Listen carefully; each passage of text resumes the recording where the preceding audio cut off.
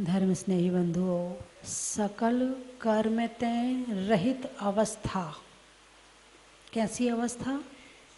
सकल कर्म तय रहित अवस्था। कर्म क्या है? अरे बोलिए ना, कर्म क्या है? जानते तो हो आप लोग? नहीं जानते कर्मों को? कहाँ रहते हैं? अच्छा ये तो बता दो, कहाँ रहते हैं? किसके पास रहते? पड़ोस में रहते हैं, दुश्मन के घर में रहते हैं, भगवान के पास में रहते हैं, संतों के पास रहते? कहाँ रहते हैं कर्म? हर संसारी जीव के पास में रहते हैं। अच्छा, कर्म किसे कहते हैं? आपने बचपन में स्कूल में पढ़ा होगा ना, कर्ता, कर्म, क्रिया। 3 चीज़ें पढ़ी है ना, कर्ता, कर्म, क्रिया। कर्ता यानी करने वाला, कर्म यानी जिस पर कार्य किया जा रहा है, और क्रिया जो क्रिया चल रही है। कर्ता, कर्म और क्रिया। यहाँ तक कर्म क्या है? सामने वाली वस्तु है। कर्म क्या है? सामने वाली वस्तु है। और करने वाला कौन है? जीव है। करने वाला कौन है? जीव है। अजीव नहीं करता। अजीव कभी कर्ता नहीं बन सकता है। कर्ता तो जीव ही रहेगा। व्यवहार नए से जीव करता है, लेकिन निश्चय नए से जीव करता नहीं है, लेकिन कर्ता तो है।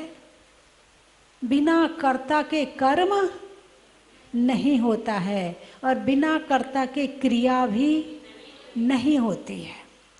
हर जगह कर्ता, कर्म और क्रिया तो होंगे ही होंगे। और जब ये कर्ता, कर्म और क्रिया का कार्य चलता है, तो फिर जो पुद्गल परमाणु रूप कर्म हैं वो आते हैं और हमारी आत्मा से चिपक जाते हैं। ठीक है ना? तो आप लोग जो हैं कर्म को जानते हैं कि नहीं जानते? पहले तो ये बताओ, अच्छे से जानते हो या थोड़ा बहुत जानते हो? अच्छा, अपने पड़ोसी को जानते हो कि नहीं जानते हो? जानते हो। पड़ोसी कितने बजे कहाँ जा रहा है पूरी नज़र रहती कि नहीं रहती? अरे बोलिए ना, पूरी नज़र रहती है। अच्छा, पड़ोसी कितने बजे गया था अनुमान लगाते कि नहीं? ये इतने बजे जा रहा है, ये वहाँ जा रहा होगा। अनुमान लगाते हो कि नहीं लगाते हो? लगाते हो, है ना? इतने बजे गया, अच्छा इतनी जल्दी वापस आ गया, अच्छा नहीं वो तो दूर था, ये कहीं और गया होगा। फिर दूसरा अनुमान शुरू होता है। यदि तुमने जो सोचा उसके अनुसार है, हाँ ये वहीं गया होगा, है ना? सामने वाले ने कब सोने का हार खरीदा? अच्छा, सोने का हार भी खरीद लिया, कंगन भी आ गए इसके घर में। अच्छा, कहाँ से आ रहा है इतना पैसा? कहीं ना कहीं 2 नंबर का काम तो कर ही रहा होगा। अरे बोलिए ना, ऐसे विचार आते कि नहीं आते? अच्छा, साड़ी भी आ गई इसके घर में, नई साड़ी 10,000 वाली। हाँ, जरूर कहीं कुछ गड़बड़ घोटाला है, कोई गड़ा धन मिल गया इसको। अच्छा, सोफ़ा सेट भी नया वाला आ गया। अच्छा, पलंग भी चेंज हो गया इनके घर का। यानी उसको जितना हिसाब नहीं पता होगा, उतना हिसाब तुम रखते हो उसका। पूरी खोज चलती है। क्या चलती है? पूरी खोज चलती है कि कहाँ क्या हो रहा, किसके यहाँ? सामने वाले के यहाँ, पड़ोसी के यहाँ, रिश्तेदार के यहाँ, कहाँ क्या हो रहा है। पूरी खोज पूरी अच्छी तरह से चलती है। चलती है कि नहीं चलती? अच्छा ठीक है। कर्म कहाँ रहते हैं? हमारी आत्मा में। कहाँ रहते हैं? हमारी आत्मा में। जब तक वो हमारी आत्मा से ना चिपके तब तक उसका नाम कर्म नहीं। जब तक वो हमारी आत्मा से ना चिपके तब तक उसका नाम कर्म नहीं, सामान्य पुद्गल है। और जब वो हमारी आत्मा से चिपक गया तो जीव के साथ चिपक के फिर वो भी उत्पाद मचाने लगता है, वो भी फल देने लगता है, उसके अंदर भी शक्ति आ जाती है, वो भी अपना असर दिखाने लगता है। और जब तक कर्म, एक नारियल रखा है, ठीक है, अब ये नारियल यहाँ पर क्या कर रहा है, कुछ कर सकता है क्या? अपने आप उठ के वहाँ भगवान के चरणों में चढ़ सकता है क्या? नहीं चढ़ सकता। ये बादाम अपने आप चढ़ सकती है क्या? नहीं चढ़ सकती। कौन चढ़ाएगा? ये क्रिया कौन करेगा? क्रिया करने वाला कौन है? हैं? मनुष्य। आप मनुष्य हैं। हाँ, वैसे देखा जाए तो जितने संसारी जीव हैं, चाहे वो चींटी हो, तो चींटी भी कर्ता कर्म क्रिया के आधार पर ही चल रही है। अब उसे खुशबू आ गई कि इस डब्बे में मीठा रखा है, अब चल दी वो, ठीक है। अब किस लिए जा रही है? खाने के लिए जा रही है। जा कौन रही है? चींटी। खाने वाला कौन है? चींटी। खाएगा कौन? चींटी। किसके द्वारा खाएगी? शरीर के द्वारा खाएगी, है ना। क्या खाया जा रहा है? मीठा खाया जा रहा। कर्ता कर्म क्रिया, इसमें भी लगा लो। और जैसे ही हम कर्ता कर्म क्रिया के चंगुल में फंसे, वैसे ही कर्म आया। अब वो क्रिया कुछ भी हो सकती है, खाने की, पीने की, सोचने की, है काम करने की, रसोई बनाने की, दुकान चलाने की, नोट गिनने की, सोना खरीदने की, चांदी खरीदने की, विचार करने की, पड़ोसी के विषय में सोचने की, कुछ भी क्रिया हो, कुछ भी हो, हर क्रिया, हर कर्म से कर्म आता है। कर्म से कर्म आता है। क्या? 3 शब्द हैं, यदि आप जानते हो तो। ज्ञाता, ज्ञान और ज्ञेय। सुना आपने? ज्ञाता, ज्ञान और ज्ञेय। कर्ता कर्म क्रिया, बस यही समझ लो। ज्ञाता मैं, जीव, आत्मा। ज्ञान जिसके द्वारा जाना जा रहा है। ज्ञेय जिसको जान रहा है। जैसे आप अभी हमें जान रहे कि नहीं जान रहे? जान रहे हो, तो हम क्या हो गए? ज्ञेय। हम क्या हो गए? ज्ञेय, ठीक है। किसके द्वारा जान रहे हो? ज्ञान के द्वारा। किसके द्वारा जान रहे हो? ज्ञान के द्वारा। तो और कौन जान रहा है? तुम जान रहे हो। तुम कौन हो? ज्ञाता। तुम कौन हो? ज्ञाता। ज्ञाता ने ज्ञान के द्वारा ज्ञेय को जाना। कैसे जाना? राग से जाना, मोह से जाना, द्वेष से जाना, ईर्ष्या से जाना, क्रोध से जाना। कौन सी कषाय के साथ में जाना या बिना कषाय के जाना? बिना कषाय के तो मामला है ही नहीं है। हाँ, ऐसा हो सकता है कि कषाय कम हो, मंद हो, लेकिन बिना कषाय के तो हो ही नहीं सकता है। यदि बिना कषाय के कोई है तो वो हमारे भगवान बैठे हैं। ये अपने केवल ज्ञान के द्वारा हमें जान रहे हैं, लेकिन जानने के बाद भी ना क्रोध, ना मान, ना माया, ना लोभ, ना हास्य, ना रति, अरति, शोक, भय, जुगुप्सा, स्त्रीवेद, पुरुषवेद, नपुंसकवेद, राग, द्वेष, मोह, इन सब से रहित होकर के जान रहे हैं। जान तो रहे, जानते हम भी हैं, जानते वो भी हैं, लेकिन हम कषायों के साथ जानते हैं तो वो बंध का कारण होता है, और वो कषाय रहित होकर जानते हैं तो वो बंध का कारण नहीं होता है।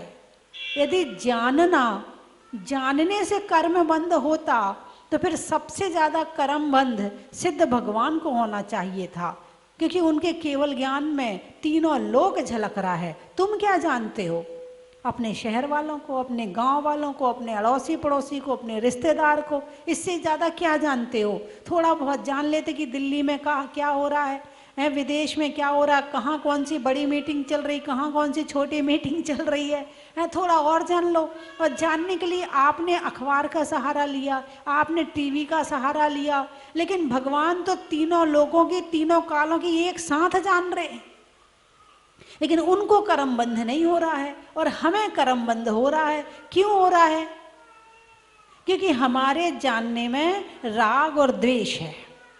हमारे जानने में राग और द्वेष है, और उनके जानने में राग द्वेष नहीं है। जानना हमारा स्वभाव है, लेकिन राग द्वेष के साथ में जानना विभाव है।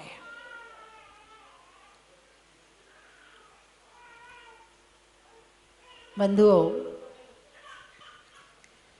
सकल कर्म ते रहित अवस्था, सकल यानी संपूर्ण कर्म। कौन से कर्म है? द्रव्य कर्म है, भाव कर्म है, नौ कर्म है। द्रव्य कर्म के कितने भेद हैं? ज्ञानावरण, दर्शनावरण, वेदनीय, मोहनीय, आयु, नाम, गोत्र और अंतराय, ये द्रव्य कर्म है। कैसे आते हैं ये द्रव्य? भाव बनाते हैं तो द्रव्य कर्म आता है। फिर द्रव्य कर्म के उदय में नौ कर्म की प्राप्ति होती है। नौ कर्म यानी शरीर, नौ कर्म यानी धन, नौ कर्म यानी मकान, नौ कर्म यानी पैसा, नौ कर्म यानी भोजन, नौ कर्म यानी जो कुछ दिख रहा है वो तो मैंने एक दिन और बताया था, हार्डवेयर और सॉफ्टवेयर, है ना। चित्र बना लिया कंप्यूटर में, अभी वो सॉफ्टवेयर है। जब उसे प्रिंट आउट निकालेंगे, उसका कागज में उस चित्र को निकालेंगे तो वो हार्डवेयर हो जाएगा। यदि हमें हार्डवेयर को में चित्र को ठीक करना है, यानी कोई चित्र में कमी आई है, तो वो तुम्हारे कागज में ठीक करने से ठीक नहीं होगी। उसको किस में ठीक करना पड़ेगा? सॉफ्टवेयर में, यानी कंप्यूटर में ठीक करना पड़ेगा। तो बाहर जो कुछ मिला है हम उसको ठीक करते हैं, सामने वाला सुधर जा, आज के बाद से ऐसे मत करना, मैंने मेरे साथ ऐसा किया है, तू मेरे साथ ऐसे मत किया कर, तू मुझे ऐसा खाना दिया कर, मुझे ये खाना पसंद है, मुझे ये मत दिया कर। हे भगवान, मेरा जीवन तो सबसे खराब है, ये सारे घर वाले बुरे मिले हैं मुझे। बोलिए हाँ या ना? मेरी किस्मत में ही ऐसा बेटा बदा था, इससे अच्छा तो, अरे बोलिए ना। ज्यादा गुस्सा आता है तो कहते हो कि नहीं कहते? इससे अच्छा तो बोल भी नहीं सकते है, मोह इतना है। लेकिन जब गुस्सा आता है, भले मेरे सामने ना बोलो, वैसे तो बोल देते हो। कहते हैं ना, हे भगवान, ये इतना बुरा मकान मेरी किस्मत में था, लोगों को देखो कितनी अच्छी कोठी में रह रहे हैं, मेरे पास तो साइकिल भी नहीं है, लोगों के पास देखो कितनी अच्छी अच्छी गाड़ियां हैं। किसके उदय में? अरे बोलिए ना। तुम्हें नौ कर्म नहीं मिला क्योंकि कर्म नहीं है। नौ कर्म कब मिलेगा? जब कर्म होगा, है ना। हार्डवेयर में कब आएगा? जब सॉफ्टवेयर में होगा। अब तुम सोचो कि सॉफ्टवेयर में तो मेरी फोटो खराब है और हार्डवेयर में अच्छी आ जाए, तो ऐसे कैसे हो सकता है? यहाँ के कंप्यूटर में तो मिक्सिंग कर सकते हो, मगर कर्म के कंप्यूटर में मिक्सिंग नहीं कर सकते हो। यहाँ के कंप्यूटर में तो एडिटिंग हो सकती है, मगर वहाँ के कंप्यूटर में एडिटिंग नहीं हो सकती है, और करनी भी है तो तुम्हें करनी पड़ेगी, दूसरा नहीं करेगा। यदि अपना नौ कर्म में सुधारना है, यदि तुम्हें बाहर की चीजें सुधारनी है, तो अंदर सुधारना पड़ेगा। अंदर को सुधारने से बाहर सुधर जाएगा। तो खोजपूर्ण दृष्टि होनी चाहिए। कैसी दृष्टि? खोजपूर्ण। अभी आपसे पूछा जाए कि भाई कर्म कितने होते हैं? 8 होते। चलो मैंने बता दिया तो आपने मुझे बता दिया, मतलब मुझे वापस कर दिया। अब यहाँ से बाहर निकलने के बाद आप लेके थोड़ी जाओगे, मुझे वापस कर दिया ना। माता जी ने बताया तो माता जी अपना ले लो, हमें क्या करना है। हम भले, हमारा घर भला, हमारी गृहस्थी भली, हमें क्या करना। मैं अपने घर से फुर्सत नहीं, आप कर्मों की बात करती हो। घर में इतनी परेशानियां, इतने संकट है, इतना सब कुछ है, हम इनसे नहीं निपट पाते, आपकी बातें कहाँ याद रखें माता जी? बोलिए, ऐसा विचार मन में आ सकता है? नहीं आ सकता है। लेकिन ध्यान रखना, घर को कितना भी याद कर लेना, रिजल्ट आखिरी में जाके यही मिलेगा, क्या किया तुमने हमारे लिए, हाँ या ना? है?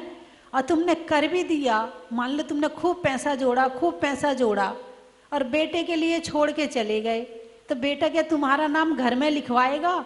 मेरे पिताजी ने इतने करोड़ रुपए मेरे लिए मुझे दिए, मेरे पिताजी ने मुझे 4 मकान दिए, मेरे पिताजी ने मुझे 2 फैक्ट्री दी, कहीं लिखवाएगा? किसी डायरी में लिखेगा? और किसी क्षेत्र पर जाकर यदि कमरा बनवा दो, अरे बोलिए ना, बेटे को कितना दिया और कमरा बनाने में कितना दिया, सारा देने के बाद भी कोई यश नहीं, और जरा सा देने के बाद भी जिंदगी भर के लिए अमर हो गए हैं। तो जितना हम कर जाएंगे उतना हम ले जाएंगे।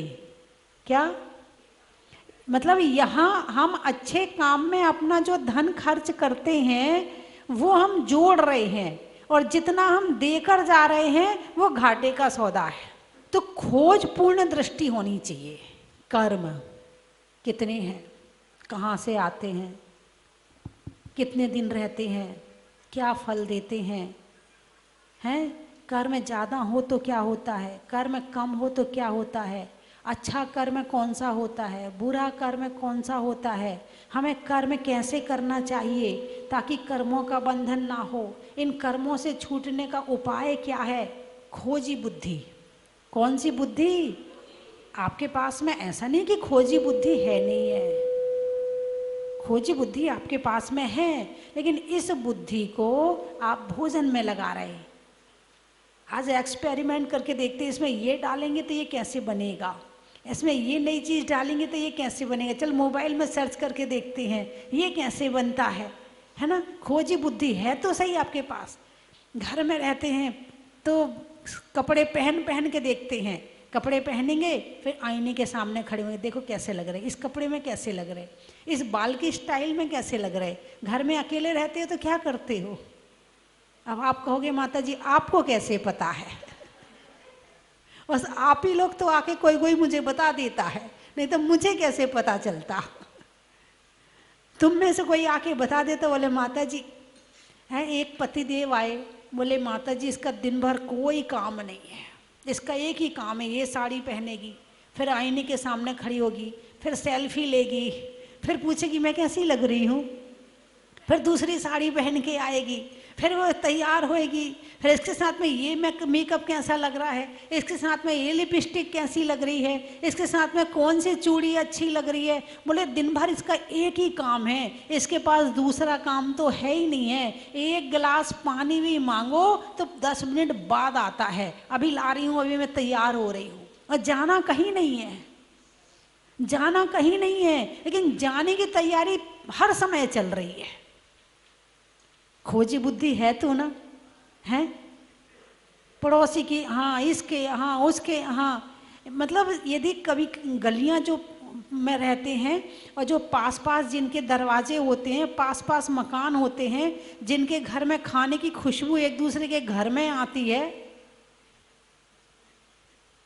अरे बोलिए ना, हाँ ज़्यादा गुलछर्रे उड़ रहे, रोज कढ़ाई चल रही है आजकल तो है। अब एक के घर में तो बन रहा है, वो खा रहा है, और दूसरे के घर में खुशबू आ रही है, वो तरस रहा है, और कोई किसी को सुखी नहीं देख सकता। ये बड़ी विडंबना है। यहाँ पर अपने दुख से कोई दुखी नहीं है, सामने वाले के सुख से दुखी है। उससे घर में गाड़ी कैसे आ गई?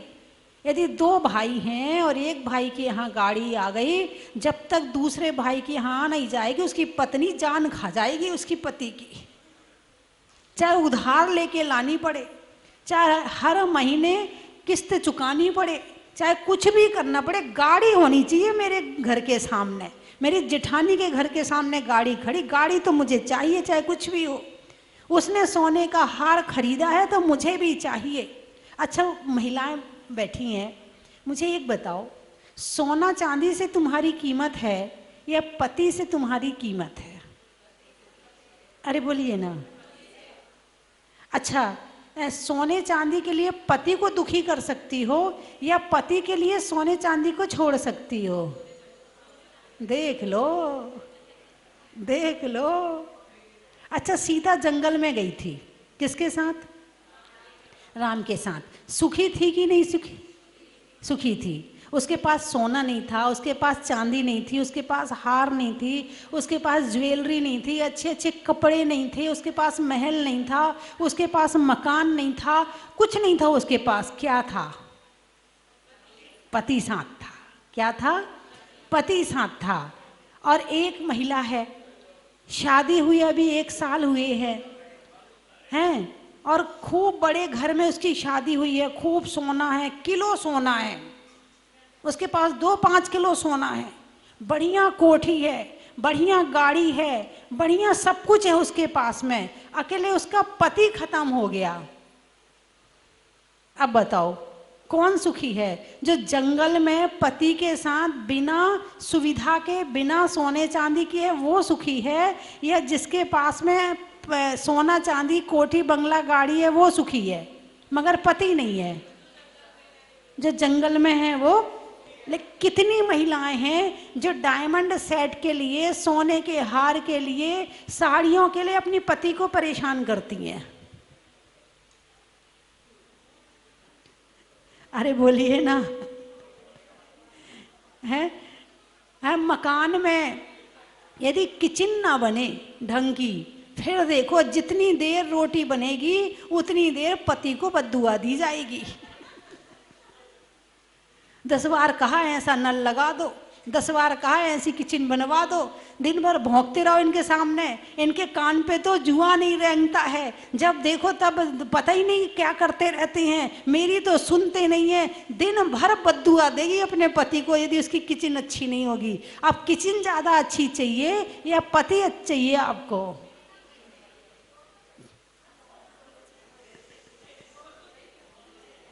देख लो, दोनों में से एक चीज चाहिए। अब बताओ क्या चाहिए?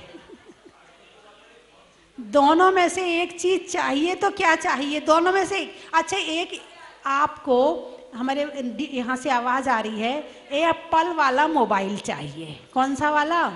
एप्पल खाने को ना मिले तो चल जाएगा क्या?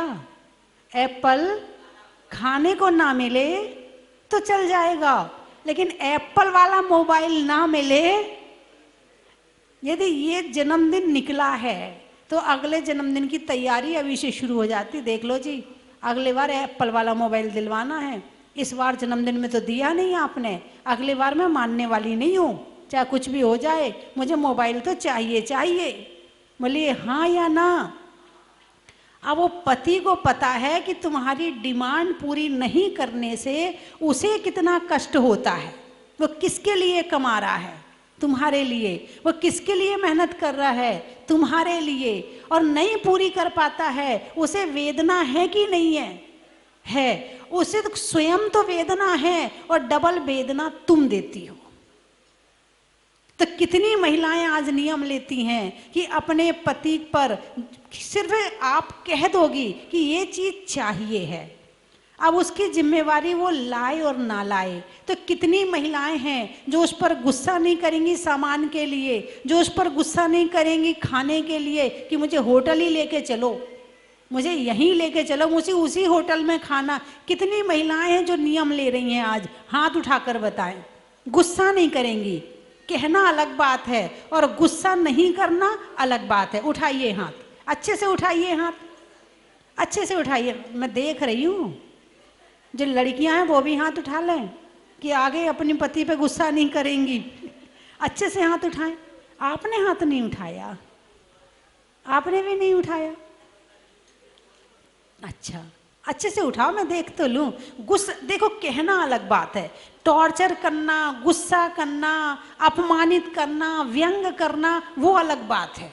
तो मैं कहने के लिए मना नहीं कर रही। एक बार आपने कह देखो जी थोड़ा बाहर जाने का मन हो रहा है, और आपने कह दिया ना, आपका काम पूरा हो गया।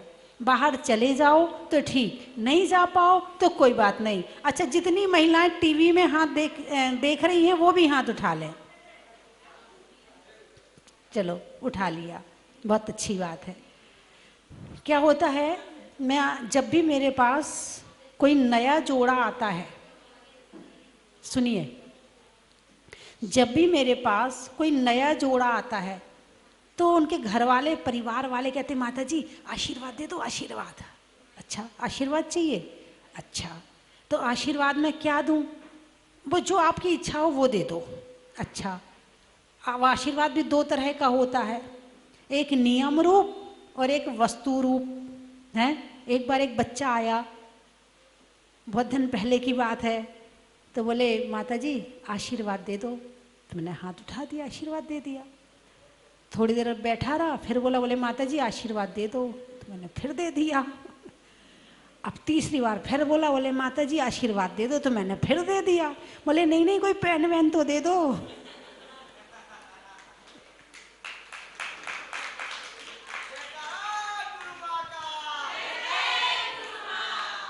एक आशीर्वाद होता है नियम रूप, माता जी कोई अच्छा सा आशीर्वाद दे दो, कोई मंत्र दे दो कि जाप करूं उसकी, कोई अच्छा सा नियम दे दो कि उसका पालन करूं मैं। एक आशीर्वाद ये भी होता है। तो अब उनके घर वाले कहते हैं, बोले माता जी आशीर्वाद दे दो, आशीर्वाद। मैंने कही आशीर्वाद में एक ही चीज़ दूंगी कि अपनी इच्छाओं को सामने वाले पर थोपना नहीं, तो तुम्हारी जिंदगी सही चल जाएगी। और जो तुमने अपनी इच्छाओं पर सामने वाले पर थोपा और सामने वाले को परेशान किया और पूरी नहीं होने पे लड़ाई झगड़ा किया, तो तलाक होने से कोई रोक नहीं सकता है। जो आजकल तलाक हो रहे हैं ना, उसका कारण यही है। उसका कारण यही है कि तुम तो मुझे चाहते ही नहीं हो। मैंने कहा था कि मुझे होटल लेके चलो, क्या प्रेम करते हो तुम मुझे? क्या होटल लेके गए तुम मुझे, बस शुरू हो जाएगी लड़ाई। अरे होटल लेके जाने से प्रेम दिखता है क्या? लेकिन आजकल के प्रेम में दिखावे की जरूरत पड़ रही है। होटल लेके जाता हो, घुमाता हो, फिराता हो, आइसक्रीम खिलाता हो तो प्रेम करता है, और नहीं करता हो तो तुम तो हमसे प्रेम ही नहीं करते हो। लेने में दीक्षा का, नहीं मांगने में भिक्षा का, और रोकने में इच्छा का। प्रभु के दर का, पक्षी में पर का, और सुधारने में सॉफ्टवेयर का, स्वभाव में नर्म का, भोजन में गर्म का, और जीवन में धर्म का। हिंदी में मात्रा का, स्कूल में छात्रा का, आपकी तीर्थ यात्रा का। सलाइयों में सूजा का, मिठाइयों में गूजा का, भगवान की पूजा का। रहने में मकान का, व्यापारियों में दुकान का, और देने में दान का। फलों में फूट का, नारियल में जूट का, और सोनागिर में बनने वाले सहस्त्र कूट का। पर्वत पर झरने का, कर्म के हरने का, और सहस्त्रकूट में एक एक प्रतिमा विराजमान करने का। अब बताओ कहाँ कहाँ से आए?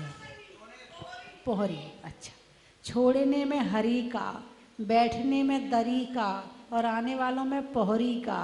बड़ा ही महत्व है पोहरी। अच्छा, गौनेर। जंगल में शेर का, फलों में बेर का, और आने वालों में गौनेर का। बड़ा ही महत्व है।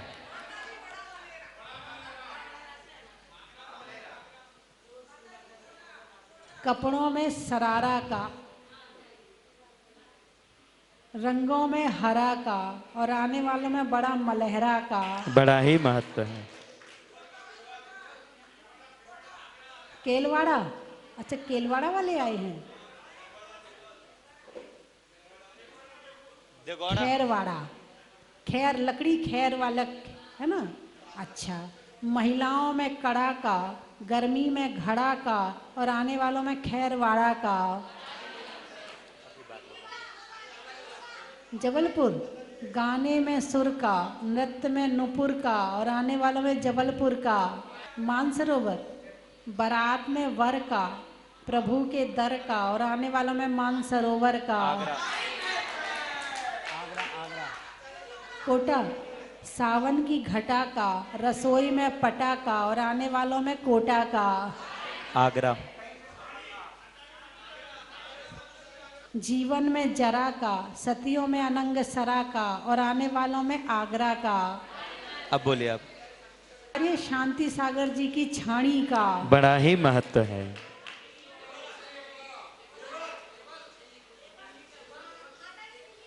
दिल्ली, हाँ दिल्ली वाले बैठे हैं। त्रियंचों में बिल्ली का, सामान रखने में झिल्ली का और आने वालों में दिल्ली का। बड़ा ही महत्व है। गुवाहाटी। गुवाहाटी, धरती में चींटी का,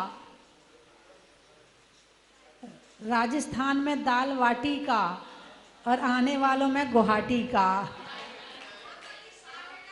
शाहगढ़, वृक्षों में बड़ का, बड़ की जड़ का और आने वालों में शाहगढ़ का।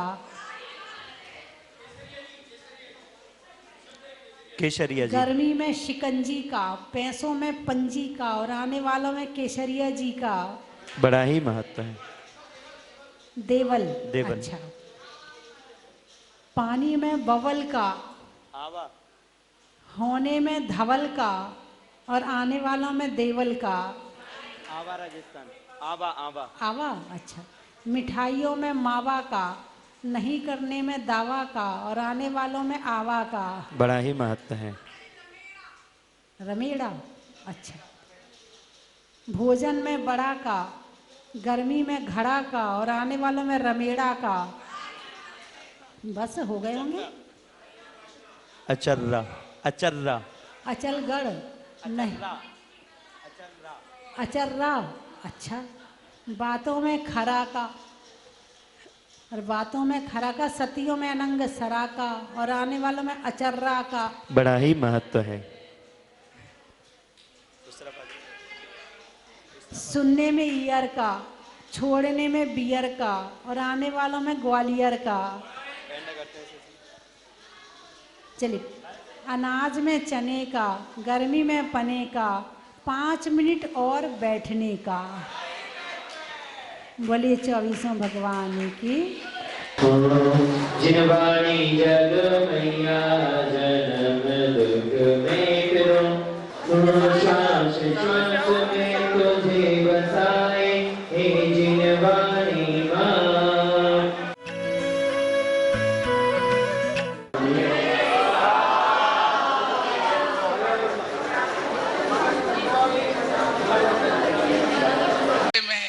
भगवान मुनीश्वरनाथ विराजमान थे। आज मैं इसको देख रहा हूँ, बहुत मेरा मन प्रफुल्लित है, आनंदित है। और आज का देख के कि इतने कम समय में भगवान के अतिशय से, माता जी के आशीर्वाद, शक्ति भूषण माता जी के आशीर्वाद से ये इतना डेवलपमेंट हो गया है कि भारत में इसका नाम आता है। सर्वोत्कृष्ट है मंदिर का निर्माण, वास्तुकला और समस्त जो बिल्डिंग बन गई है इस अल्पकाल में, वो अनुकरणीय है। ऐसे ही प्रोग्रेस ये संस्था करती रहे, इसी शुभकामना के साथ। और आप सबसे प्रेरणा है कहे कि यहाँ दर्शन जीवन आया है तो दर्शन करके अपने सौभाग्य को प्रशस्त करें। बहुत अच्छा लगा, मतलब बता नहीं सकते, इतना अच्छा लगा। शांति धारा का सौभाग्य प्राप्त हुआ और मुनीश्वरनाथ भगवान का आशीर्वाद ऐसे ही हम पे हमें हमेशा बना रहे। और यहाँ की सारी सुविधाएं सब कुछ बहुत अच्छी है, बहुत अच्छी, बहुत अच्छा लगा यहाँ के।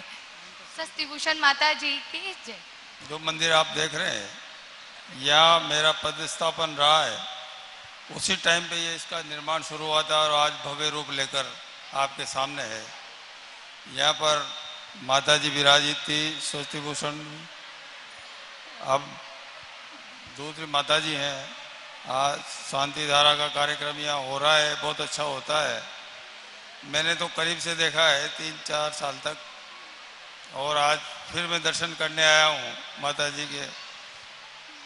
अच्छा लगा, बहुत अच्छा लगा मुझे। क्या हूँ यहाँ, ऐसे लगता है कि जैसे स्वर्ग में आएगा हूँ। भगवान की इतनी मनोहर प्रतिमा है, उसको मैं देख के निहारता ही रह गया। दुनिया के सारे सुख मिल गए। मैं माता जी को कोटि कोटि बदनामी करता हूँ, इन्होंने अच्छा क्षेत्र बनाया है। मैं मेरे परिवार और पूरी मढ़िया की तरफ से सबको जय जनेन, जय जनेन, जय जनेन। जबलपुर से हम लोग जहाजपुर के लिए ही निकले थे और सोनागिर में माता जी का आशीर्वाद प्राप्त किया। पारस पूजा मंडल बबलू भैया माता जी का। 16 सन में स्वस्ति धाम आया था उस समय जहाज का आकार सिर्फ था, और आज मंदिर का भव्य रूप देखकर और मुनि सदगुरुनाथ भगवान का अभिषेक करने का सौभाग्य प्राप्त हुआ। मुझे बहुत अच्छा लगा। जय हिंद। बहुत अच्छा लगा। इन्होंने पहली बार कलश किया, ये सौभाग्य हमें मिला, हमें बहुत खुशी हुई इस बात की। में जो अभी इस तरह से जो अतिशय चल रहा है वह सालों साल तक, हजारों साल तक ऐसे ही रहे, हमारी यही मनोकामना है। माता जी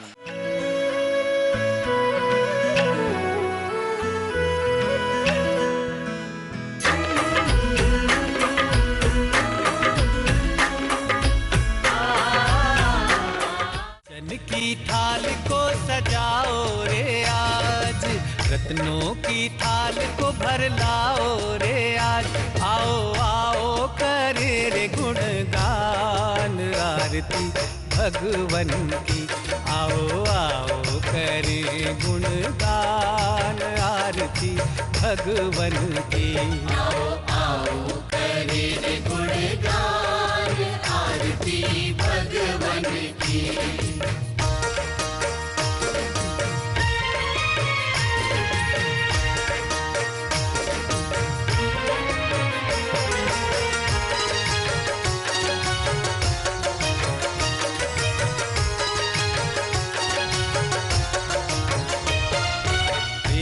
सुमित्र के राज दुलारे, माँ पद्मा जी के नैनों के तारे। पिता सुमित्र के राज दुलारे, माँ पद्मा जी के नैनों के तारे। राजगृही में जन्म लियो आप, राजगृही में जन्म लियो आप। आओ आओ मनाए खुशी।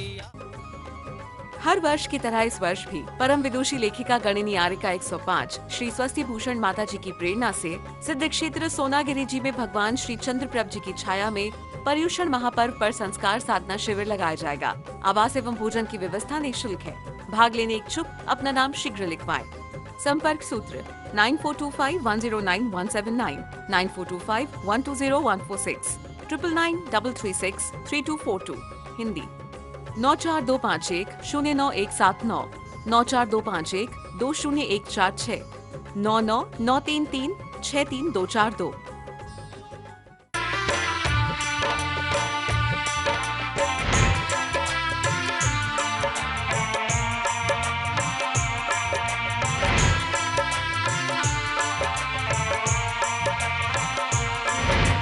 चलो रे चलो रे चलो, चलो रे चलो रे चलो, चलो जहाँ